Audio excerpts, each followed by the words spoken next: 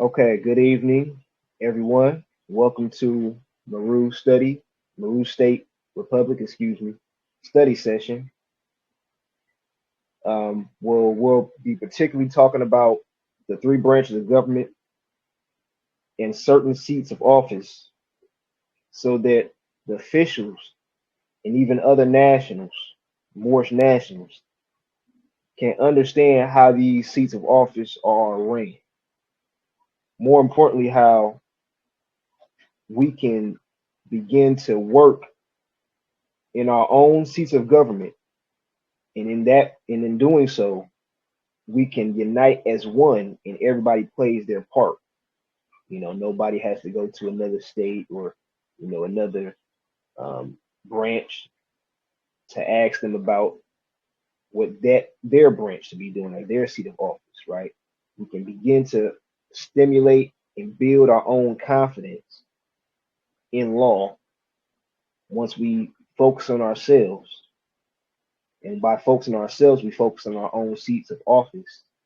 And by focusing on our own seats of office, we then provide what's necessary for the government, for Moorish state governments to develop, right? So we're going to start off by um, visiting this website, AMPAG's website, which is beautifully constructed. And we're going to check out, click on those three bars, see where it says laws. We'll check out where it says legislation.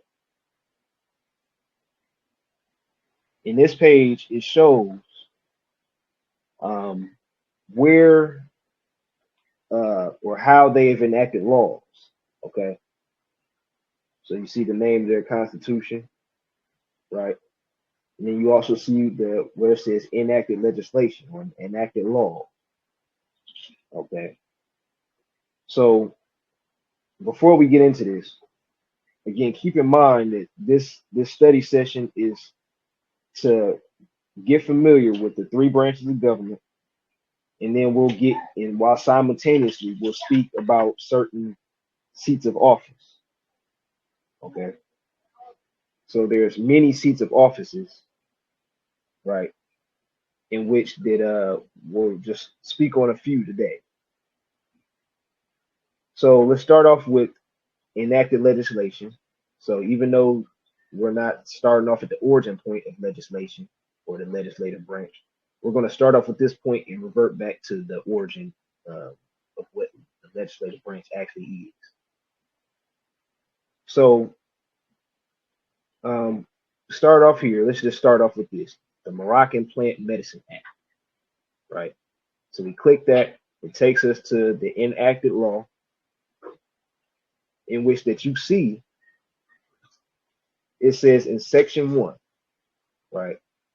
A decree to provide regulation of kif and opium, etc.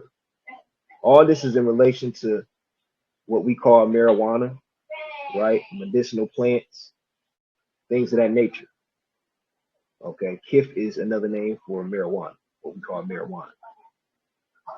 So, where did they get this power to enact law? Did they say, hey, we can do this anywhere for any reason just because we want to? No. It says right here in section 1 And the that the treaty power, yep, the treaties. We get it. All our power derives from treaty. That's our. 71, hmm or is it Articles or Article 72? Okay.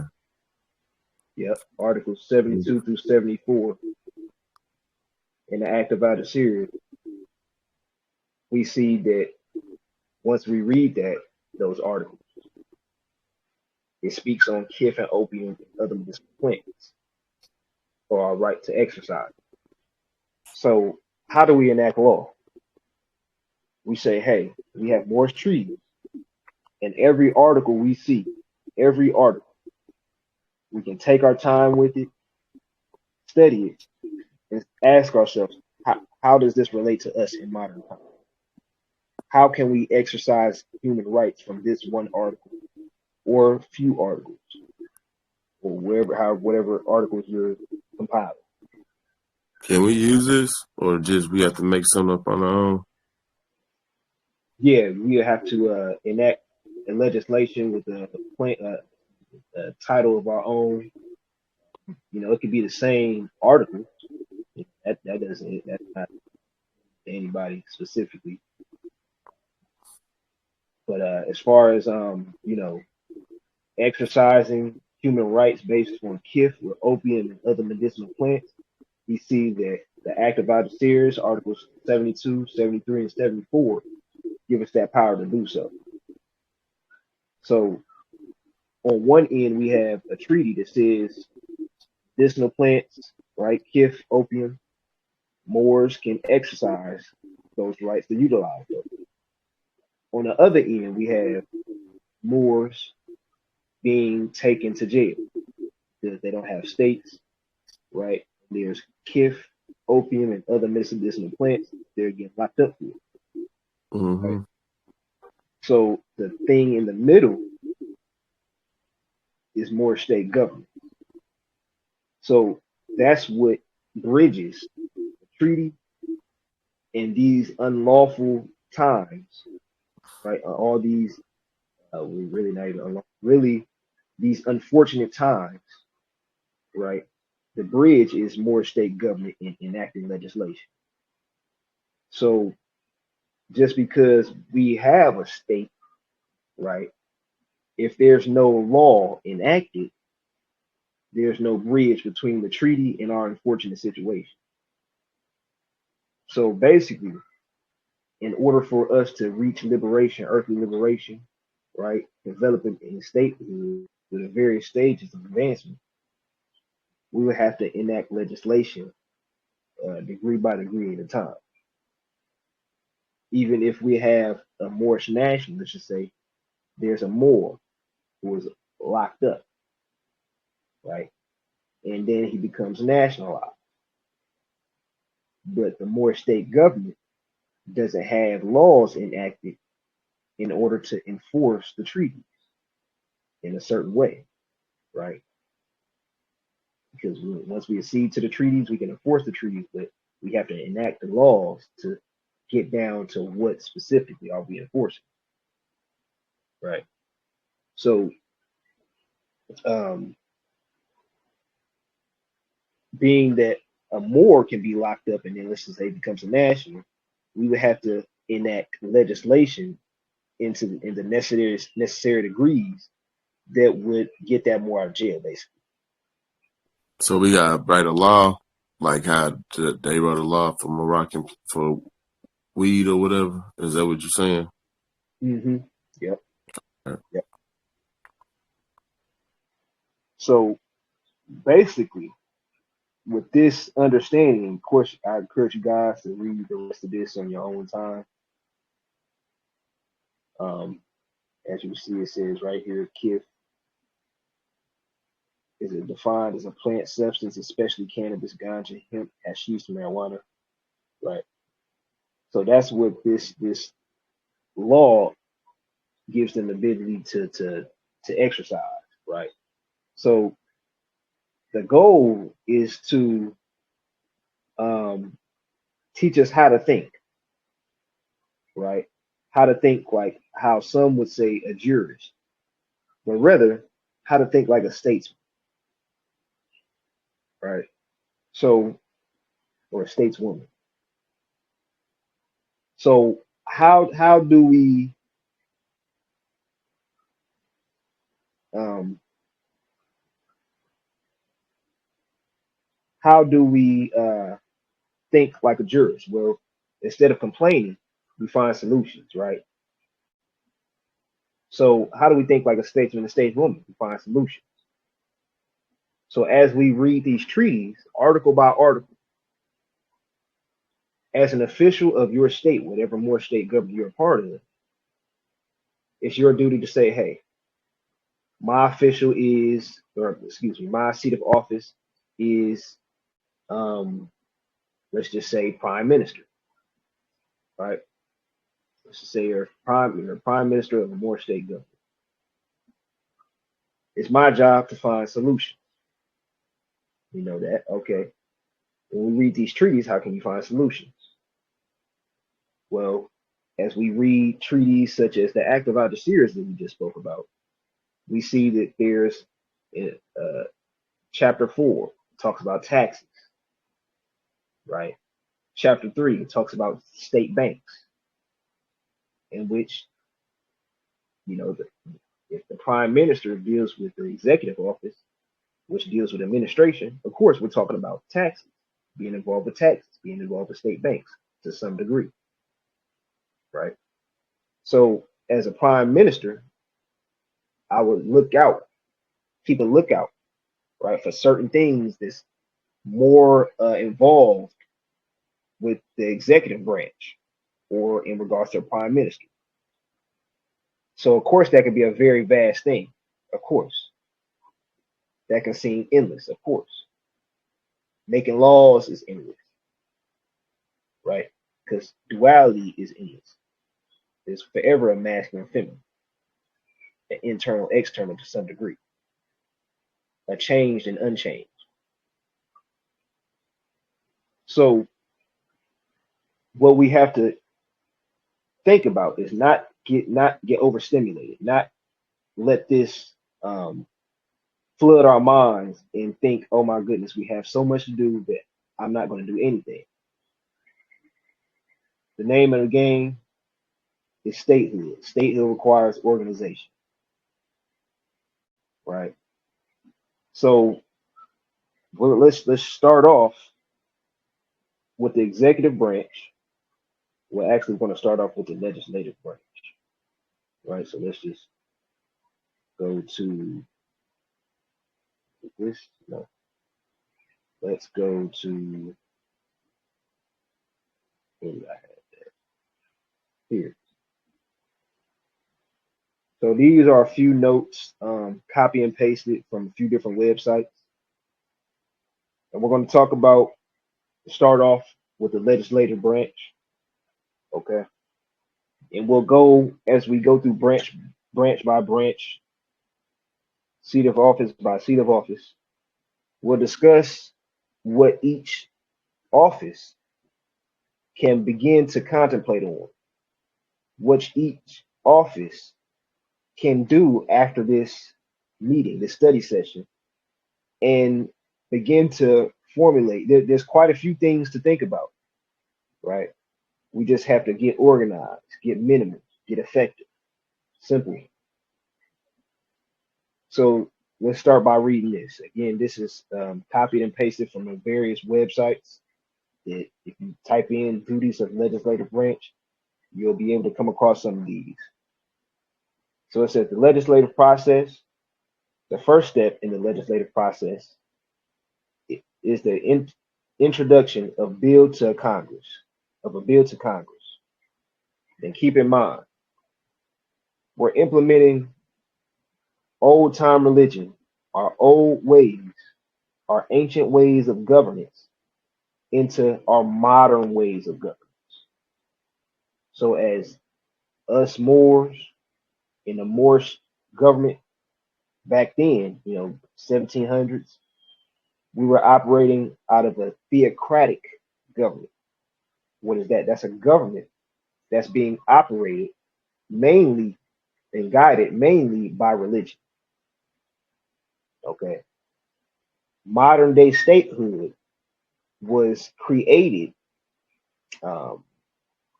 is attributed mainly to European states. They weren't states at first, they were called city states, etc. But what came to be states because basically they had to figure out how to work together against the Moorish government, in which the Ottoman Empire or the Moroccan Empire and the various names that the Moroccan Empire had throughout time had suppressed European nations. Okay. The Byzantine Empire suppressed many different nations, in which caused those nations to basically come together and work together. And in doing so, formulate international relationships. So once the Moroccan Empire failed, in which governed the whole world at one point in time, still technically does, our governance throughout the whole world caused greed, egotistical, which caused us to do unlawful things such as piracy, right? The Moroccan Empire had basically was doing a lot of things that caused European nations to have a rough time developing its state government. Okay. In our own actions is the reason why we fail.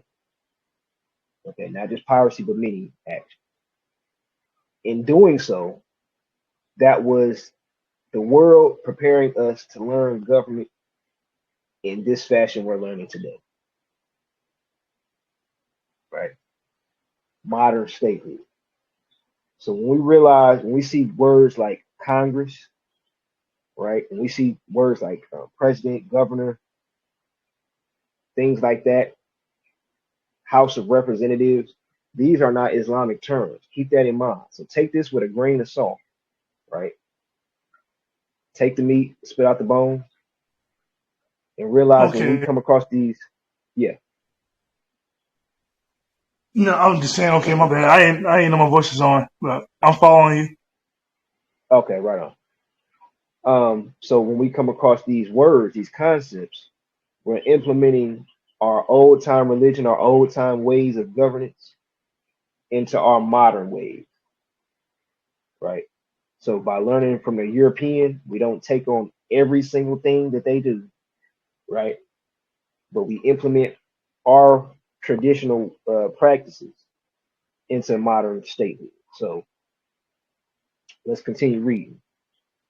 And again, keep in mind that when we say Congress, we really mean Dalil Aziz and what the actual Islamic terminology is. So let's start from the top. It says the first step in the legislative process is the introduction of a bill to Congress. Anyone can write it, but only members of Congress can introduce legislation. Some important bills are traditionally introduced at the request of the president, such as an annual federal budget. During the legislative process, however, the initial bill can undergo drastic change. Okay. After being introduced, a bill is referred to the appropriate committee for review. So this is basically just saying so far, simple stuff, that uh, the president or anybody can basically submit ideas. Okay, laws start off as ideas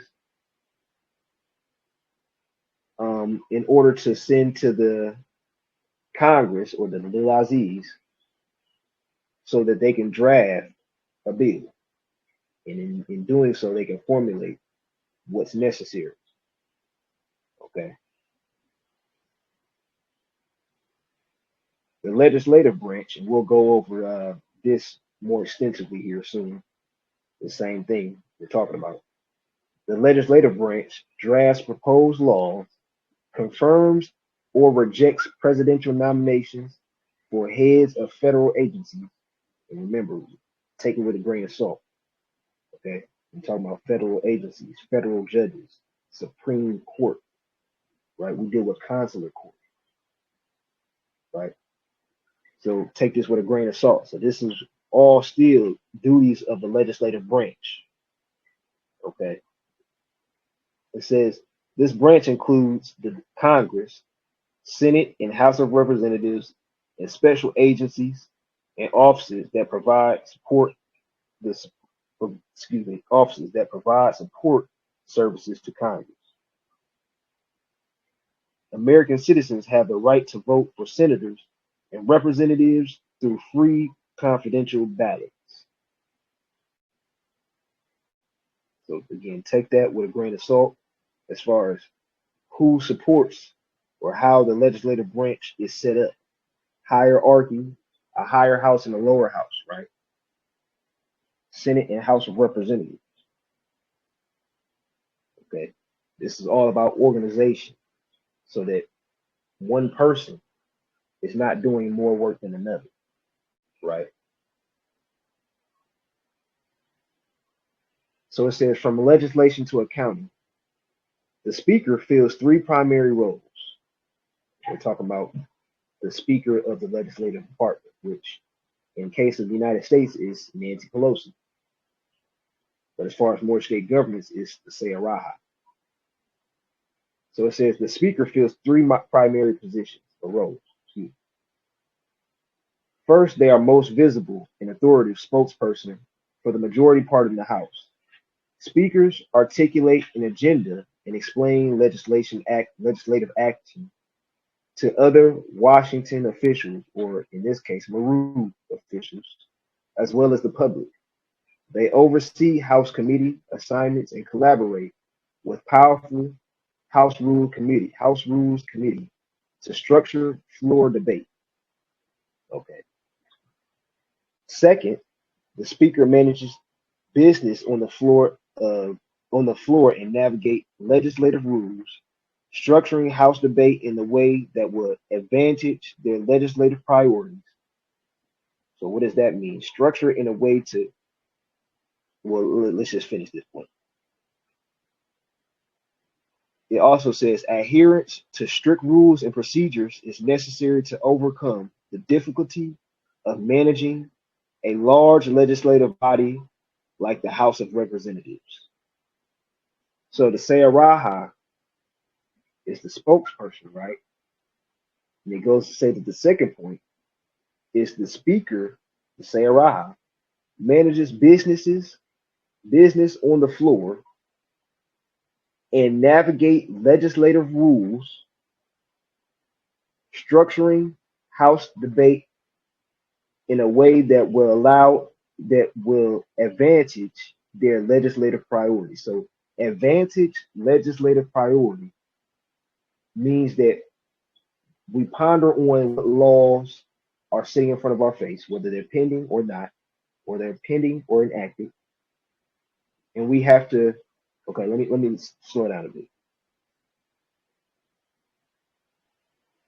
The advantage of legislative priorities means that if we have pending laws, it's up to the legislative department, specifically the Seyaraha, to organize with the other officials in the Seyaraha to organize which law comes first, why it comes first, determine the value, the dominion, right? So if there's a law that we should be enacting because we're in desired need to, that's a high priority. That's a law that's of high priority, right? So we would take that law and compare it to other laws and say which one is more valuable, which one is more necessary for the time being, because we don't want to enact laws this, 10 years down the road, we're so far from setting up and exercising that law. It would make no sense to do that, right? That would, in a sense, contradict the development of the state because we can't enact that law. We can't exercise that law yet. Holistically, that is. So, the duty again of the Seyaraha would be to formulate with the other officials in the Seyaraha, in the Dalil Aziz, and say, hey, this is what you do, this is what we do, so that we can, so that not only each one teach one, but not only one person is doing everything, right? So thirdly, it says the speaker oversees everything from accounting to the procurement of the house. Okay, so again, when we're talking about the legislative branch of the Dalil Aziz, we're talking about how the Seyaraha, as just said, oversees everything from accounting to procurement of the house. Okay, so even though other seats of office like the Qadi, the deputy Wazir, right? Even though those offices, the Treasury, those offices have something to do with finance and other positions. we gotta understand when we have to pass the ball, or when a certain seat of office must exercise what, and when it's time for another branch or seat of office to exercise another avenue to that same degree, or excuse me, another degree to that same avenue in that same avenue. Okay, so for instance, going through while we're seating the treaties, right? A seating of treaties is not just a one-stop shop. It's full powers documents, right? And there's accession documents as well as a few other documents. But if we're talking about passing the ball, if you will, we're talking about the prime minister, right? The Wazir, or even if you want to call it, we're gonna get into that later. But let's just say the Wazir for now. The Wazir in the full powers document passes the ball, i.e., signs away the powers, gives away the powers, confers the powers, passes the ball to another seat of office. So the Wazir says, okay, in this full powers document, I confer the powers, or i.e., pass the ball to the Minister of Foreign Affairs. So in order for that to happen, I have to have a certain template, and that Minister of Foreign Affairs has to have a certain template. It's up for each person, each individual in each seat of office to know what template they must start off with, establish, in order for them to get the ball. Right? So you're not going to take a fourth quarter shot when it's the first quarter, right? The game just started. Why would you take a half court shot? The ball just tipped off. By that, I mean, why would we establish certain templates and certain laws that we can't utilize for the time being? So one way we can think about what we can do, what type of templates do officials need to create to help exercise that same thought? What type of laws have we enacted so far, or do we need to ponder? Right? So where are we at? Where are we at currently as Maroon? We're in the middle of acceding to the treaty.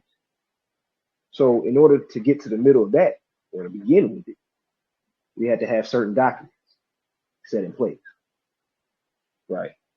So we have to think about our next step and the few steps after that, so we can better prepare our seat of office, right?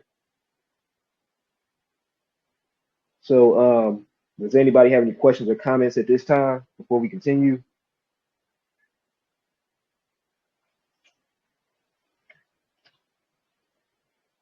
Okay, that's great. No, personally, I'm just trying to keep up, make sure I understand clearly. So far, so Islam. Oops. So let's see. Yeah, that was it. Okay. So that's not all the duties of the legislative branch. But before we actually get into the executive part, let's talk about a little bit more about the legislative department. Actually, before we even talk about that,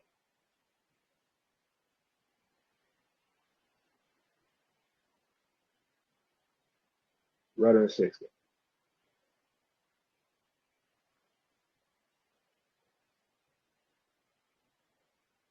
So again, while we're on the legislative branch, we can tie that into this Rudder and Sextant book and begin to understand the lawful and spiritual aspects to our seats of office. When we're talking about the legislative department or the Lil Aziz, we're talking about, okay, well, let's just get into it.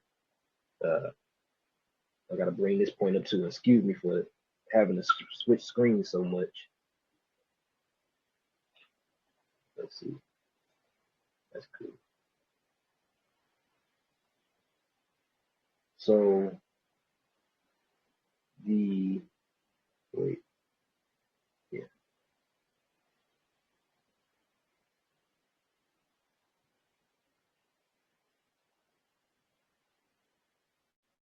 Legislative.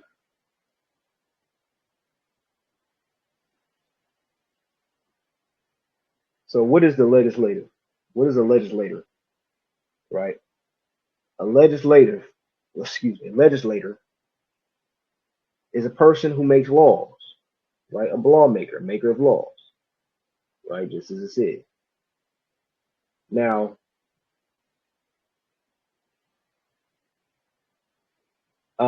what the legislative branch does is we got to think about this. Well, let's just start with the etymology of legislative.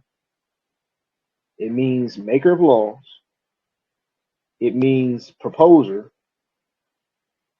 It also means to carry, right? It also means to bear children. Do men bear children? I've never seen one do that.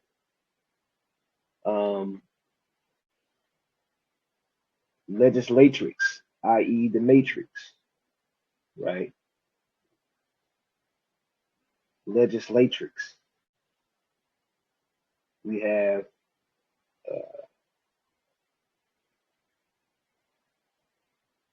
let's see if that. Well, that doesn't give what I was looking for, but nonetheless, we see these two be this word legislator be described as to bear children, to carry. So we're talking about women, right? Women are the maker of laws, physically and in government, right? Women create the physical body through the placenta, right? Length, angle, width, the physical body, that's the law. Land, air, water, that's the law. So we're talking about legislation, actual literal law, right? Proposer, it says proposer. Now, you ever heard of men proposing, right? Well, this is basically saying that the woman actually ejects first, being that everything comes from zero. One came from zero, right? So, in order for us to turn back and propose to a woman, it's symbolic. Yeah, it's slightly getting off topic, but it's symbolic to you to lower self and higher self because you got to turn back within you to do that, right? So, but in regards to law and government, we see the legislator pretty much notes the attributes of a woman, okay, the mother. So, what do women do? What's the nature of women, whether you're in your higher self or lower self? I'm not saying all women do this, but we know gossip is an attribute of many women. Many women like to entertain. That's a good and bad thing. Why is that a bad thing? Well, for obvious reasons that you won't explain. But why is that a good thing? Well, when we can discuss our pain points, right? What are our pain points? The things we get locked up for, the unlawful things that we see on a day-to-day basis, etc. The legislative department are to formulate think tanks and ponder on what our pain points are, right? What are the immediate pain points opposed to the next pain point, right? Which laws will be more valuable than the next? This is how we decipher that. Okay. So, pending laws, let's just say pending and enacted laws. Okay. Pending laws is a everyday homework assignment for every seat of office in the government. So that means you should always be thinking about solutions. Pending laws don't have to be enacted so soon. They can be pending until the government feels necessary to enact. But nonetheless, one reason why they be pending is that we can ponder on that law before we enact it, and we might see a hole. We might see a space that needs filling. Right? We might have missed out on something when we submitted to be pending, and before we enacted it, we saw a few things that we could change up, right? Or you may have came across some more knowledge on what happened. So pending law should always be a conversation, an ongoing conversation for every seat of office. How can you make your seat of office better? Right? How can you be the solution to the pain that you see, or be the light that you wish to see? How can you be the light that you wish to see? Right? So, in regards to how to think, many of us have learned different spiritual lessons in regards to how to think. Right? You got to train yourself how to think like something in order to get out of another certain mindset. Right? So, how can we train our minds to think solutions? Solution. How can we implement it? Right? So let's just start off with this, or excuse me, with this Rudder and Sextant.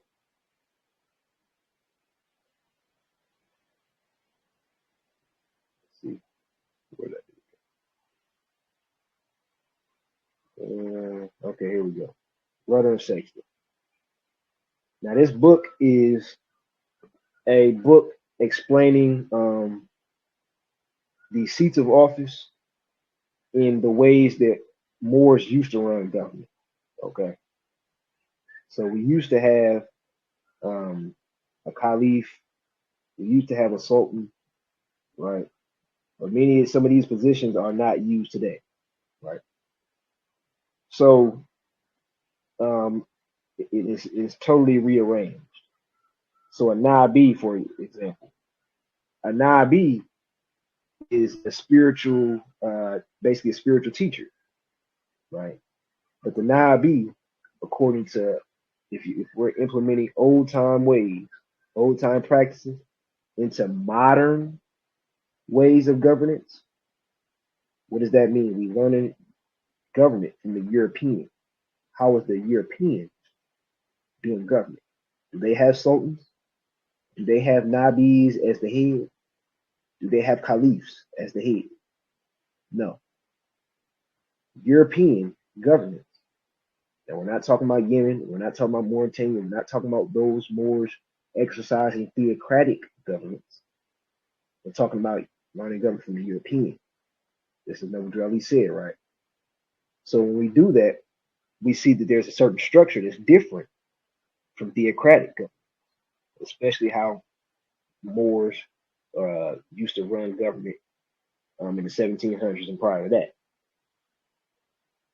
In modern government, studying the European, we see that there's heads of state, and these heads of state are come in three forms in three branches: legislative, executive, and judicial. So these positions, this Nabi, right, is not the head any longer. Matter of fact, they're implemented they're still part of more state government, right? And to my knowledge, there's no more state government that has a Nabi as of right now. But again, this is it says the prophet in this book, but Moors, when we're talking about modern state, we're talking about a spiritual advisor. Okay. So We also see that a caliph, again, is not used in modern states. We don't see that in European governments, nowhere in Britain, any of that. Um, but we do see a Hajib, which is a minister of foreign affairs. Okay. Now, keep in mind, this setup is the old time setup. Okay. But still, it's still relevant to a degree. So we see that the Nabi is so-called the head, according to what's shown on the screen in the Rudder section, but not in modern state, not in today's time. We see that the Hajib is closer to the head than the Seyaraha, which is a part of the legislative branch. Now, why is this set up like this, according to the Rudder section? Because the Hajib, which is the Minister of Foreign Affairs, is the person who, when it comes to the foreign affairs itself, the paperwork, the documentation, that's the doorway, right? The keeper of the door, as it says right here, the awakener. So this is who it goes to first, right? This is who every time the game starts, this is who touched the ball first, right? So it comes to the Hajib, and the Hajib passes it to the correct department, whoever it's designated for. And so we see next the Amir, the commander, right? The leader, right? In which again all this stuff is reorganized differently. Okay, so let's talk about the Hajib right quick. Let's see. I gotta see where I had those that information.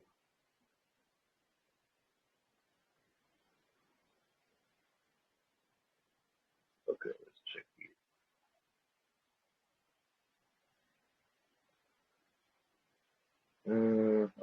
Okay, that's not it. What did I do? Oh, here it is. So, Minister of Foreign Affairs, or the Hajib, the keeper of the door, right? Initiator, right? Let's just read what's on the screen right quick. The Ministry of Foreign Affairs concentrate on foreign policy and security policy, trade policy, and development policy, as well as significant policy issues in international relations in general. The ministry also assists other branches of government in the coordination of internal affairs. So what does the Minister of Foreign Affairs do? Handle foreign affairs. What else comes with that? Well, when you handle foreign affairs, you're talking about handling templates, the actual structure, as if you were a professor in a college telling the class, yeah, use whatever format. This is how you use the format, guys, right? So the Minister of Foreign Affairs, when it comes to templates, will help direct everybody, being that they're shining in the foreign affairs, the actual paperwork, the documentation. So they're familiar with what piece of paper looks like coming in and out of state, right? They're the people that see the presented work from another state, and they're the people that send out the final work from our state. So finalize the perfected template, right? Is the eye of is the duty of is a duty of the Minister of Foreign Affairs, the Hajib. But as we click on these other links, we can see from other websites what their duties for their Minister of Foreign Affairs is. Now, even these might not be state governments; these might be other types of institutions, etc. But nonetheless, we can take the meat, spit out the bones, right? Take it with a grain of salt. So if you go to this website, you can read a list of 19 different duties. But again, let's take the meat spell out the bone. It says in the first point, to implement the state's diplomatic principles and policies and related laws and regulations, safeguard national sovereignty, security, and interests on behalf of the state, run diplomatic affairs on behalf of the state and government, and handle diplomatic activities between leaders of the CPC and the state of foreign leaders. So documentation like diplomatic relations, rights and duties on the rights and duties of a state, right? International documents like that, dealing with diplomatic relations and diplomatic principles. That's an eye that the Minister of Foreign Affairs will have for it. So whenever diplomatic pops up in the treaty, all Hajib should be getting buck-eyed, right? Saying this is my time to shine. They talk about my position. I gotta make sure when I get the ball, I'm ready to shoot. So point 2, it says to study overarching and strategic issues in international situation and international relations. Analyze major issues concerning diplomatic work in such areas as politics, economy, culture, and security. Right.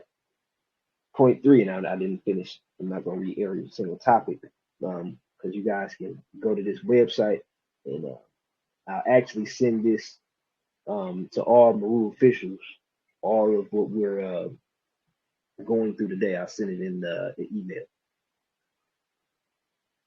So it says point 3. Yeah, point 3. To coordinate with relevant government departments according to the overall diplomatic planning and report, give suggestions on the CPC, which that's again not us. But again, take with a grain of salt. State council on major issues including foreign trade, economic cooperation and assistance, culture, military aid, arms trade. It says Chinese nationals, but in this case, we're talking about Moorish nationals abroad, education, science and technology, and public diplomacy. To draft laws, regulations, and policy plans concerning diplomatic work. So again, anything in regards to diplomatic work, when we're talking about someone who is focused on what laws the state should enact in regards to diplomacy, many times it will probably be coming from the Hajib, right? So let's read off a few more. To handle global and regional security, political and economic human rights, social, refugee, and other diplomatic affairs in the United Nations. To deal with matters in international arms control, right? Which is talking about active adversaries, right? We're talking about smuggling, weapons, right? All that type of stuff. Disarmament, non-proliferation, research international security issues, right? So we're talking about homeland security type of things, and organized negotiations on treaties and agreements related to arms control. Okay, so Minister of Foreign Affairs is just like a security at the door, right? Where you going with that gun? You're not coming in with that gun, right? Isn't the Hajib a keeper of the door, just a security guard is? How many times have we seen security so far, right? So it's making sure everything before, is getting the pests out the way. That way, when the Hajib gives the paperwork, the documentation, or whatever to the internal affairs, the internal government, the three branches of government, right? We have it in clean hands. So it says to conclude bilateral and multilateral treaties, right? Handle international judicial cooperation, oversee or participate in dealing with major foreign-related legal cases, etc. Okay, point 8 talks about to lead or participate in efforts to formulate policies related to land and maritime boundaries, guide and coordinate foreign-related maritime work, organize work of border delimitation, boundary demarcation, and joint inspection, right? And again, take all this into account that all that we're reading is not necessarily exactly all of the duties of the Hajib, because each state works different. Okay, each state government works different, and it's up to us to decide how we're going to operate. But these nonetheless are general duties of any Hajib, regardless of how they choose to operate. This is how mainly most Minister of Foreign Affairs or Hajibs will operate. Okay. So it depends on the seats of office on how that other seat of office will operate, what other departments are open, so that you don't have to do a certain job. Right. So you can use this website again to study, especially if you're a Hajib, right? Coordinate and to handle and coordinate foreign affairs concerning national security. There goes that security again. So this is a good website to study from, to kind of help you learn how to think for that department. Okay. So let's go back to the dang it. Okay. Let's go back to this. Rudder and Sextant. So the Hajib,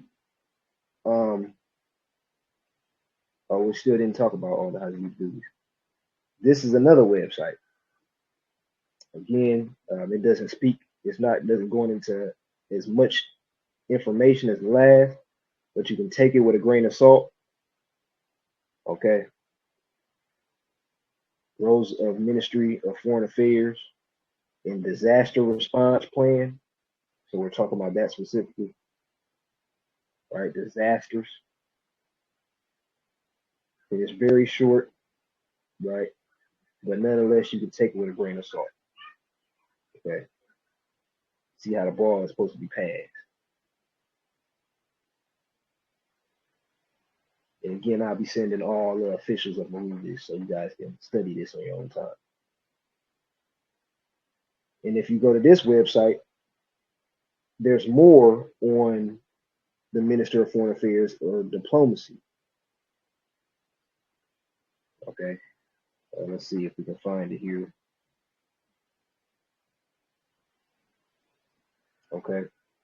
So starting off right here, it says primary responsibility for supervising the execution of policy may lie with the head of the state or government, a cabinet or nominally non-governmental collective leadership, the staff of the country's leader, or a minister who presides over the foreign ministry, directs policy execution, supervises the ministry's officials, and instructs the country's diplomats abroad.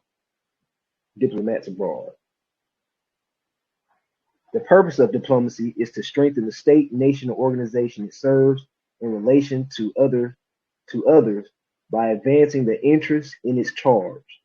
To this end, diplomatic activity endeavors to maximize a group's advantage without a risk and expense of using force, preferably without causing resentment.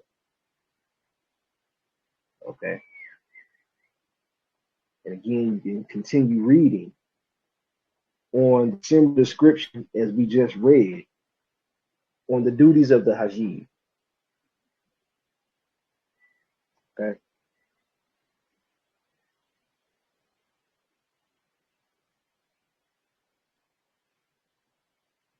So if you would like this information, just let me know if you are not official of Maru, and I will send it to you. So as we have studied so far the legislative branch, well, let me ask this. Is there any questions or comments at this point before we get into this section?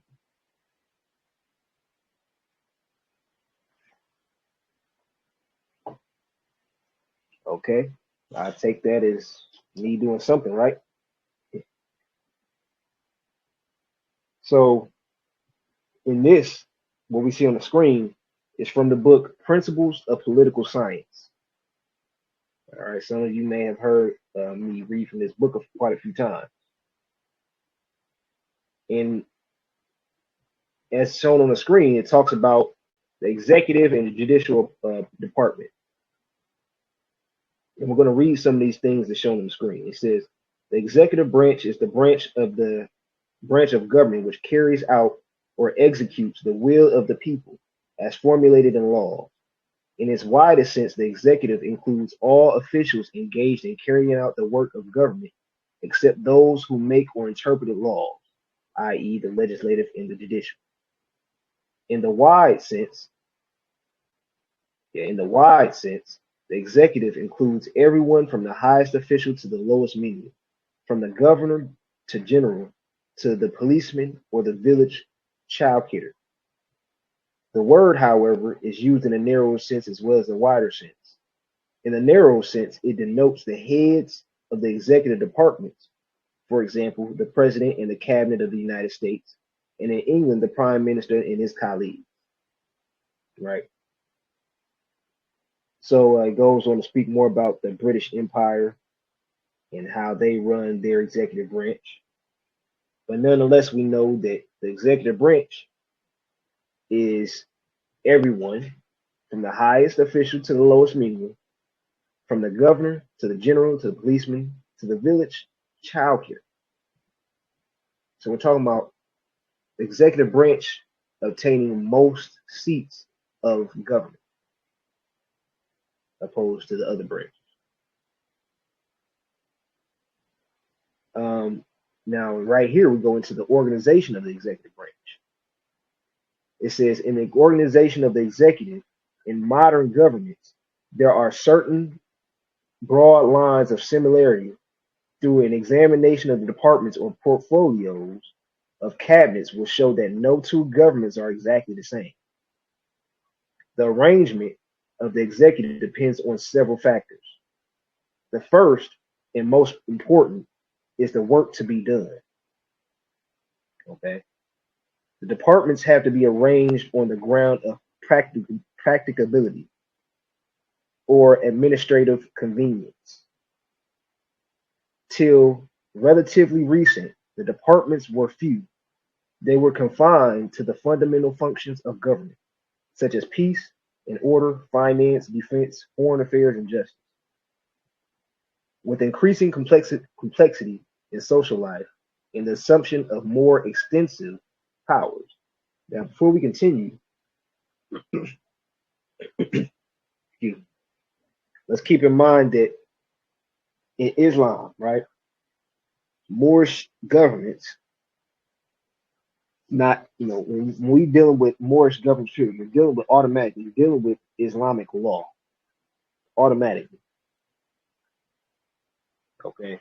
So I just like to say this for the record that trying to persuade somebody with religion and not government without including true government is not the answer. We're not going to get anywhere by trying to persuade somebody how out the Quran their life will be changed and all this type of stuff without a government. That's not being grounded. That's not getting true connection. That's being a salesman. Okay. That's being 50. That's being partial. Right? Religion or spirituality, whichever one you like to say, some people call it different, but nonetheless, this divine movement is only half of the realization. Us establishing this divine movement, i.e., nationals, it's a divine and national. So we have to establish it for the nationals, bring heaven to earth. Right? So let's just continue. It says more extensive powers of regulation and control by government, as well as the development of the state ownership and management. More and more departments have been created. Now, keep in mind that the more departments, the more confusion. The more compartments, the more chaos. The more time it takes for you to, the more departments, the more delays. Okay. Why not work simple? Why not work effective?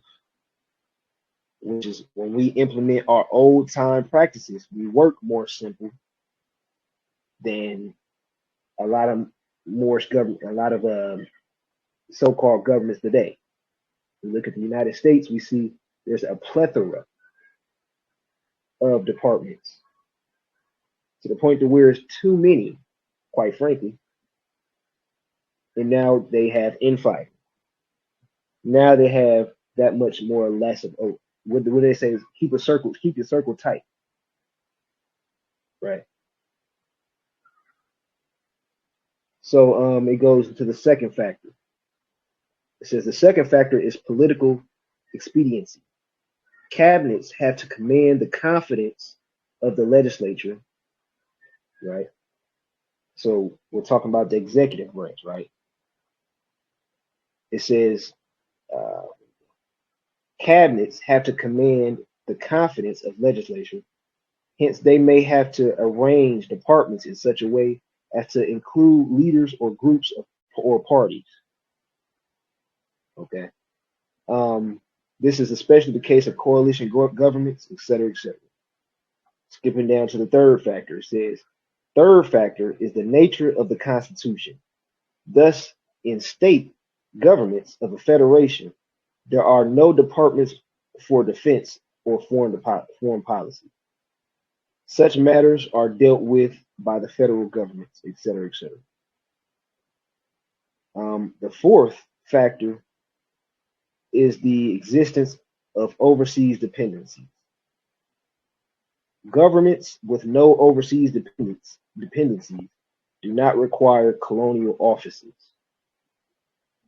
Okay, so basically it's saying that having overseas dependencies could establish affairs of some sort, agreements of some sort, consular courts, nonetheless. Right. So doing business with other nations, right? Not dependencies in the standpoint of, well, if you're a state government, obviously you're sovereign and independent, but dependencies as far as trade, right? So they might have something, we might have something they need, they might have something we need. Okay, if we're being dependent on this product for the development of our own state, right? This is trade, this is contract, right? So it says fifthly, some portfolios represent historical survivors. The work is nominal. Okay. Skip down to the last paragraph. The most fundamental of executive functions are those which deal with the essential activities of government. The first of these is the function of internal security, which departmentally is represented by the Home Department, or as it is sometimes called Department of the Interior. Okay, so we talk about security. When we talk about the executive branch, security is important. Okay. When you talk about the prime minister, the wazir, the deputy wazir, security is important. Reestablishing the confidence of the people is important. Unity is important because you're the face of your government. You're the medium between your government and the people. So to keep everybody in security, safety, upliftment is important. Important. If nobody else has an upright quality of character, it should be the wazir. Because that's who's quarterback. Right. So as we read more, it says the second function of this is the provision of ways and means of finance. This department is represented by the finance department or treasury. This department is the most powerful of all because through audit, it regulates and controls expenditure and as well as provides money. So the treasury can be the most or the second most powerful, or it says here, the most powerful department. It's the powerful department. Why? Because the money. If the treasury doesn't give the money, state can't do nothing. Right? If we don't have a Qadi, state can't do nothing. Right? So finance, the treasury. Nobody is doing anything unless the pockets are good. If you don't have no money, you're not going out tonight, right? So that's what makes the treasury so important, right? Because finance is important. Okay. Just a second here.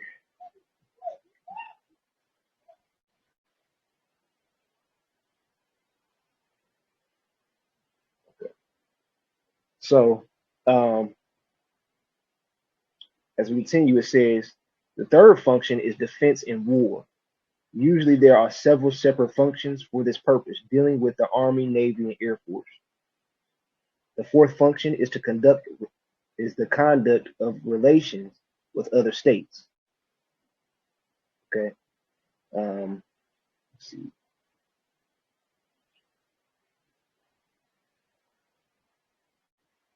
Okay. I'm looking for the last.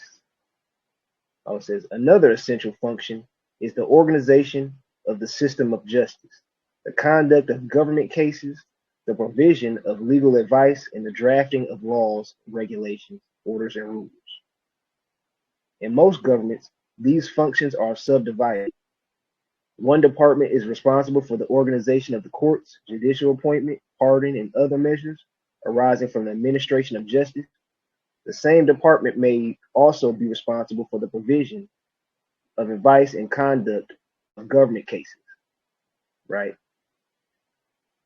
So in the executive branch, we're outlining the duties of primarily the wazir to organize. Why? Because the wazir is the chief executive, right? Make sure everything in the executive branch is being ran properly, making sure all seats of office are gaining confidence, doing what they're supposed to be doing, etc. And same for the deputy wazir, because the deputy wazir is like the backbone for the wazir. If the wazir is the front, the deputy wazir is the back.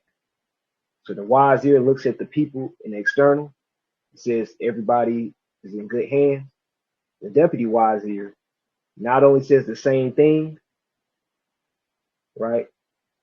But as the wazir is saying to the public, the deputy wazir is handling affairs internally. So it's giving confidence and unity, all that is supposed to be, all the wazir is doing, but internally. Okay. So that's not all the duties of the deputy wazir. Those are some. Okay. We read that already. So this goes into what? Well, let's read this first. So it says the organization, starting off in the middle, the organization and scope and purpose, the organization, scope, and purpose of the department vary from state to state. But in general terms, all governments have separate ministers or departments dealing with the following subjects: commerce and trade, education, agricultural, labor, health, transport, public works, right? All of those are things that we must contemplate in due time. Now, all of us want to go to court, right? Take the United States of America to court and get all this money, all this types of stuff, with all these benefits, right? But in order for us to reap benefits, such as working for ourselves, we must establish the correct avenues for us to do that first, right?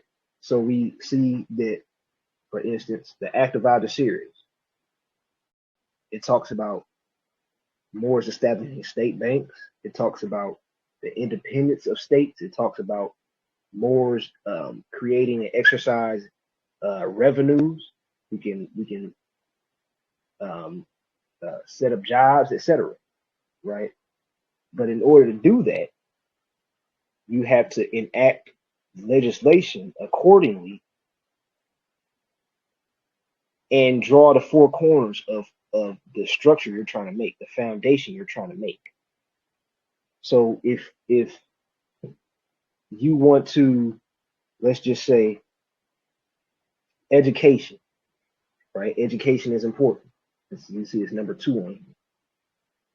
So education, being that the children are important, and even adults. Education is not just for children, obviously, but we see that education is important.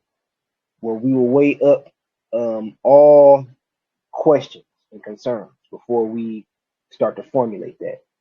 How immediate is this? How valuable was the Dominion? Are there any other laws that have to be more immediate than this before we focus on the education, the sphere of education, et cetera, right? It has to bring a certain security. Everything has to be in a certain chronological order, right? But there is no specific order in which we enact laws first. That comes on our degree, on our ability to look at our pain points, right? And exercise our common sense along with these treaties. Okay.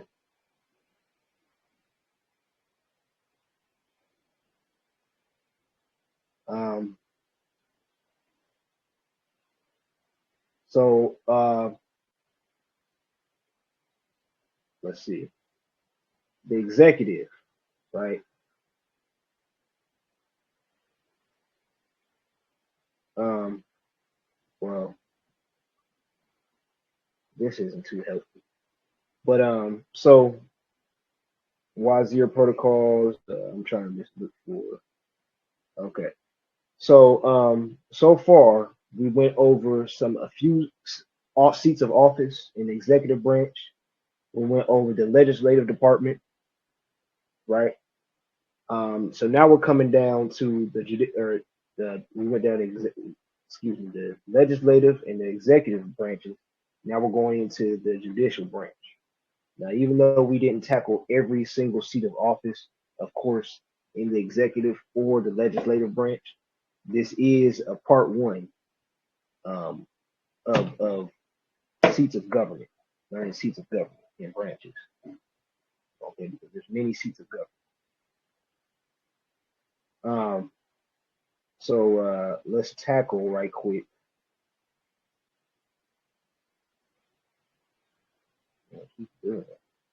Let's tackle right quick this Rudder and Sextant, because you can see where it says the Seyaraha, after it says Amir. So the Seyaraha is the legislative branch. Remember, so it says the navigator. Okay, in which the legislative branch, if there's no laws, then the executive and the judicial branches cannot do their job. So the legislative branch is the most important branch. You can arguably say which one is the most important. Okay, that's why you might read in this book, in that book, in this other book, that this branch is more important than the other, and whatever. But if there's no laws, then no other branch of governance can do their job. So that's pretty obvious. Then we have the Qazi, which is the magistrate or executor. Now, this is not executive office. Qazi means judge, right? Magistrate. What is magistrate? Well, when we look up words like the Qadi, not Qazi, we look up Cadi instead of Cqazi. A Cadi, a Qadi, is a magistrate, a Turkish magistrate, as they say in the Black's Law Dictionary, 4th edition. But a magistrate is basically, in relation to the Qadi, right, which is a tax assessor, a Qadi can be a magistrate, and a Qadi can exercise more than one branch. So even though a Qadi is a tax assessor, a Qazi and a Qadi still has close relations, close enough that the Qadi can exercise other degrees in other branches of government. Unlike the Minister of Foreign Affairs, right? We got to know the lanes of all these seats of government, right? The Minister of Foreign Affairs usually tends to work in secrecy, right? Doesn't tend to get involved with the lawmaking process. Okay, as far as to a certain degree, but again, that's to a certain degree because the Hajib or the Minister of Foreign Affairs again focuses on the diplomacy, right, security, and the foreign affairs and several other things. So of course, enacting law is of some type of relation to the Hajib, but for the most part, when we talk about the Hajib and other seats of offices, or this seat of office compared to another seat of office, we got to know where we're crossing the line and where we're perfectly fine, basically. Okay, because one seat of one office or one branch should not interfere with another.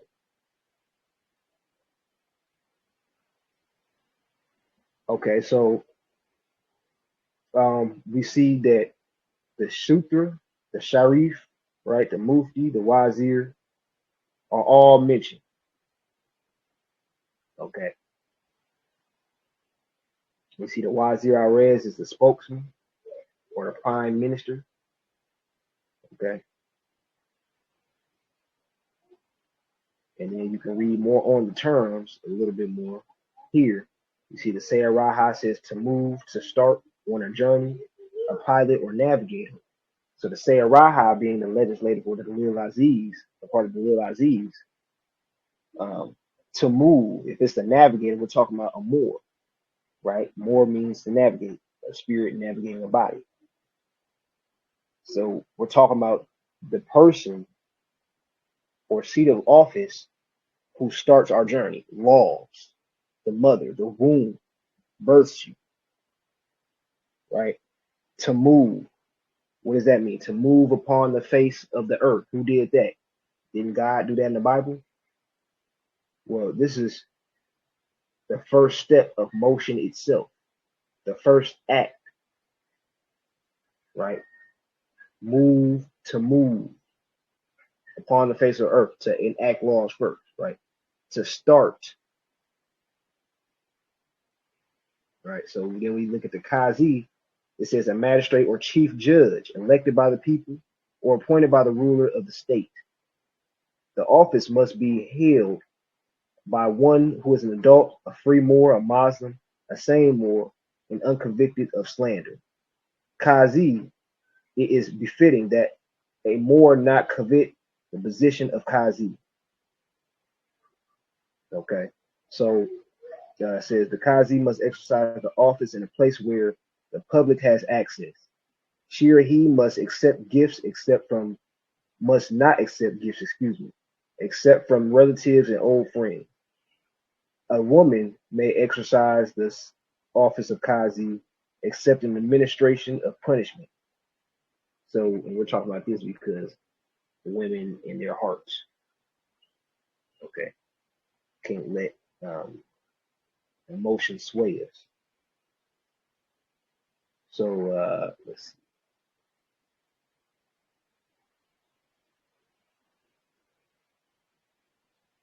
Okay, well, let's just finish reading this.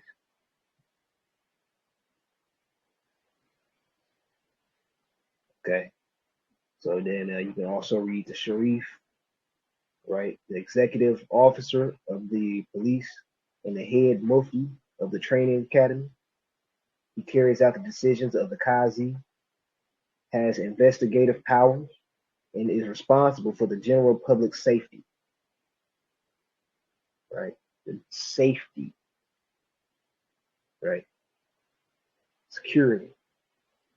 It says a razim is a keeper or recorder. A mufti is the officer who executes the law.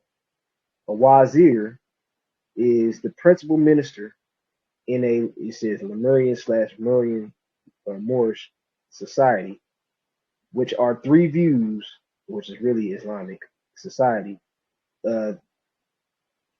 There are three views concerning the etymology of the word. Some derive it from wazir or burden, because the wazir bears the burden of the state. Others take it from wazar, a refuge, because the ruler has recourse of his counsels of the wazirs. Lastly, azar, which means the back or strength, because the ruler is strengthened by his wazir, as the human frame is strengthened by the back. The post of wazir was sometimes occupied by the officer of the pen and sometimes by the officer of the musra. Okay. The Hajib, chosen from among the elders to assist from the Sultan in his work. The Hajib is in charge of the duty of burial in the deceased and the education of the burial society, presides over the council of elders in the absence of the Sultan. The Seyaraha is the pilot or helmsman who is chosen to direct Hujratu Buruj, or astrological chamber. And we're talking about at this point, once we establish a Nabi, only then will our spiritual avenues be exercised more in regards to governance. It says the Qazi, which is supreme justice or chief justice of the community, primary upholder of the law, an executor of the policy of the Sultan and the Grand Council.